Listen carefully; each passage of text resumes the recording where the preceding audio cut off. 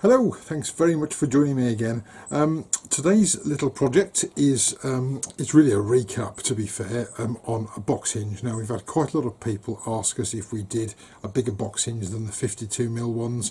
We've looked at lots and lots of samples. Eventually we've managed to find and get made an 80mm box hinge, and that is what I've got here, as you can see. Hopefully you can see it okay. I apologise, the sun is just blinding and behind me today.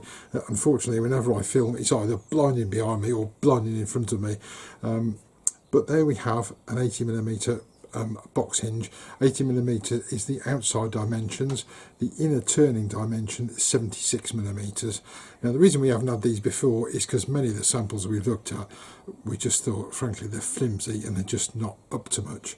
And then we found this one that we thought, actually, quite happy with that one. It's a little heavier duty and really quite nice. So what I'm going to do today is just a recap on making one of these, and there's a variety of ways you can turn it. Depends what equipment that you've got. You really need to concentrate on finishing at the right parts as the bits are turned around, and I haven't pattern matched my box that I'm going to do today, but you might want to do that as well. The reason I haven't done it is because the bit of wood I'm using was quite small. So that's what I'm going to do. I'll save the finished bits to the end and talk to you about gluing in at the end, because that's really quite an important bit. So let's have a look at how I did it. Actually, just before I do, let's just have a quick recap on some of the tools I used. I used a 35mm put my teeth in, a 35mm Forstner drill bit to mount the first bit of wood. After that, I used the chuck that I've got on here with some small jaws to fit in the 35mm hole, and I also used standard dovetail jaws, and with those two things I can turn the project backwards and forwards as I wanted to, making sure I finished at the right time. And basically, in order to make this, as you'll see as I go on, all you really need is the hinge, and you can use the hinge to do the measurement on the turning itself. First of all, I've got some jaws on my chuck, and I've drilled a 35mm hole so I can mount it on there. I'm going to turn the block roughly round, and when I've got it round, then we're going to mark out the first section for the top or the bottom, whichever you prefer to do.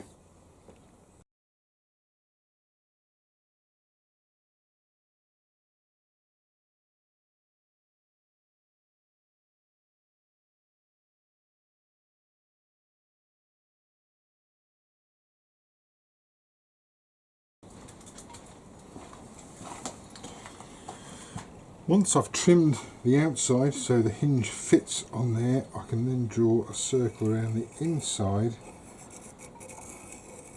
So this will be the inside of the lid, this will be the outside, and we'll then turn this down, decide how big and what design we want on here, and then we'll look at turning this round and remounting it when we've done the bottom.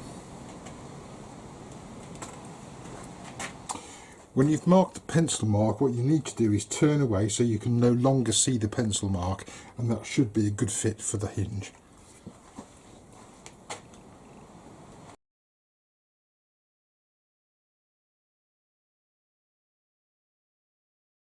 And you can stop at any time and have a check to see how that looks, and that's actually quite neat. I can't feel any joint there between the difference between the wood and the metal hinge. So we're now going to decide how big we want this to be, so we can actually part off this section and then turn the rest of it down and turn it round and finish off this section here.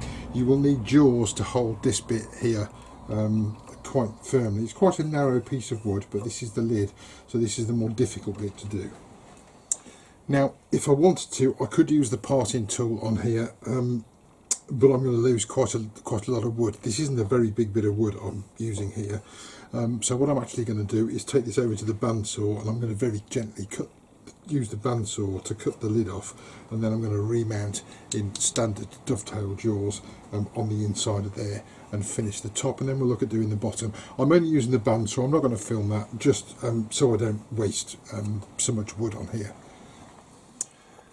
So in an ideal world, I'd pattern match this. This is actually a bit of spalted beech, but because this bit is so small, I'm not going to be able to do that. So I've got my top ready here to remount in a moment. Before I do, I'm going to pop this back where it came from, and we're now going to cut out the bottom.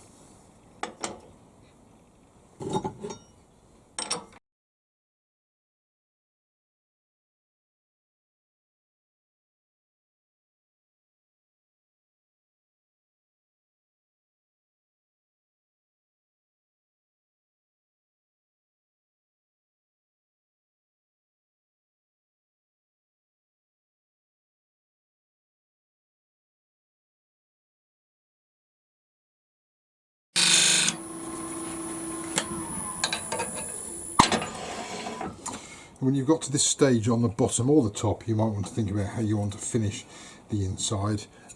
If you're going to put something like flocking sheet, which I might do with this one in there, doesn't matter too much about the finish. If you're going to leave it wooden, then you might want to obviously look at finishing that a bit nicer than it is at the moment. So maybe a little bit of sanding in there. But I'm just going to do a shallow one for something like a small bracelet to go in this box here.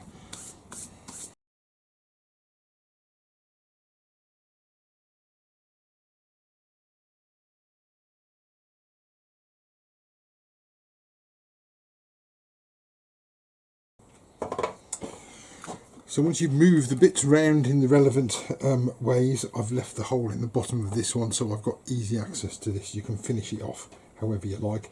I've just used sanding sealer. The only thing I don't want to do is put wax around this part, because I'm going to have to glue the hinge on here and on the top as well. So the only thing that remains for me to do is to actually glue these in place. I'll just put them together loosely just to give you an idea. And hopefully, I'm sorry the sun's behind me, but hopefully you can see that okay.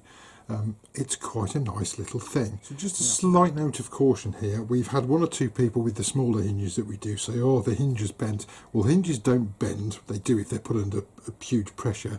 And basically that's what happens if you glue things in straight away into wood that then moves. If your wood moves, your wood will bend the hinge. And I can't tell you how much, because it depends what type of wood you've got and what the moisture content is, and I could go on and on forever. So my advice really is to maybe leave it 24 hours, maybe 48 hours, depending on the condition of your wood, before you glue these into place. And I would use a 2-part epoxy to glue that into place. But hopefully you can see, now the sun's gone in a little bit better, that is the little finished box with the 80mm box hinge. So, have I waited 24 hours? No, I haven't, just because I'm doing a video. I've used some CA glue, but as I say, I wouldn't recommend CA. I'd really recommend 2-part epoxy, but that is really just to show you the finished box. And there it is, opens up like so. I think I might put a little bit of lining in there, or possibly get Mrs. Prokraft to put a little bit of lining in there. She's much better with fabrics than I am. There we go. So that is the 80mm Woodturners Box Hinge. I hope that's been helpful. If you have any questions, drop us an email. Always happy to help if I can. Until next time, don't get lost or killed. See you soon. Bye bye for now.